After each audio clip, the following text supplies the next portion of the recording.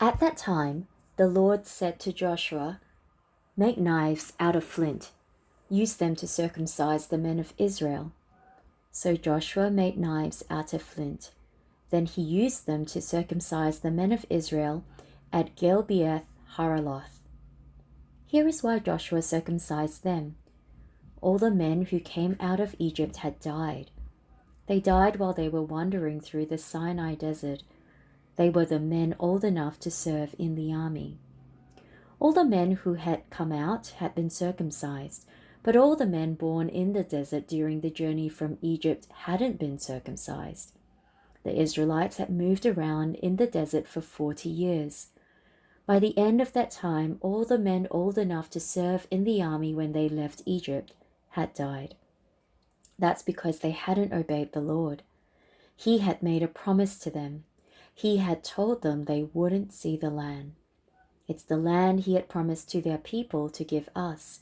It's a land that has plenty of milk and honey. Because they hadn't obeyed him, he raised up their sons to take their place. They were the ones Joshua circumcised. They hadn't been circumcised yet. That's because no one had circumcised them during the journey. So Joshua circumcised all those men. The whole nation remained in the camp until the men were healed. Then the Lord spoke to Joshua. He said, "Today I have taken away from you the shame of being slaves in Egypt." That's why the place where the men were circumcised has been called Gilgal to this very day.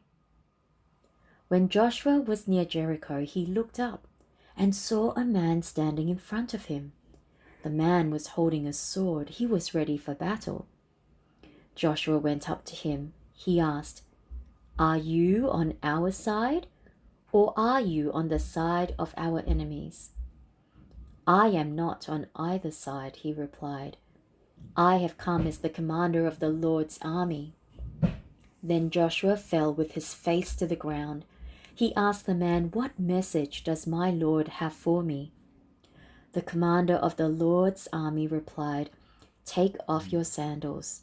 The place you are standing on is holy ground." So Joshua took them off. The gates of Jericho were shut tight and guarded closely because of the Israelites. No one went out, no one came in. Then the Lord said to Joshua, "I have handed Jericho over to you. I have also handed over to you its king and its fighting men. March around the city once with all your fighting men. In fact, do it for 6 days. Have 7 priests get trumpets made out of ram's horns. They must carry them in front of the ark. On the 7th day, march around the city 7 times. Tell the priests to blow the trumpets as you march. You will hear them blow a long blast on the trumpets. When you do, tell the whole army to give a loud shout. The wall of the city will fall down.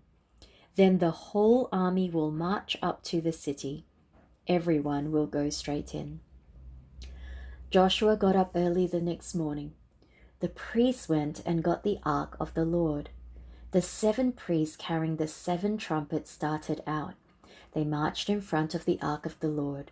They blew the trumpets. Some of the fighting men marched ahead of them. The others followed behind the ark and guarded all of them. The priests kept blowing the trumpets. On the 2nd day, they marched around the city once. Then the army returned to camp. They did all those things for 6 days. On the 7th day, they got up at sunrise. They marched around the city just as they had done before. But on that day, they went around it 7 times. On the 7th time around, the priests blew a long blast on the trumpets. Then Joshua gave a command to the army. He said, "Shout!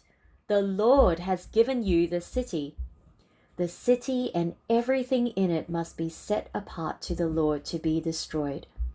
But the prostitute Rahab and all those with her in her house must be spared. That's because she hid the spies we sent. But keep away from the things that have been set apart to the Lord. If you take any of them, you will be destroyed. And you will bring trouble on the camp of Israel. You will cause it to be destroyed. All the silver and gold is holy. It is set apart to the Lord. So are all the things made out of bronze and iron. All those things must be added to the treasures kept in the Lord's house. The priests blew the trumpets. As soon as the army heard the sound, they gave a loud shout. Then the wall fell down. Everyone charged straight in. So they took the city. They set it apart to the Lord to be destroyed. They destroyed every living thing in it with their swords. They killed men and women. They wiped out young people and old people. They destroyed cattle, sheep, and donkeys. Then Joshua spoke to the 2 men who had gone in to check out the land. He said, "Go into the prostitute's house. Bring her out. Also bring out everyone with her. That's what you promised her you would do." So the young men who had checked out the land went to Rahab's house. They brought her out along with her parents and brothers and sisters. They brought out everyone else there with her.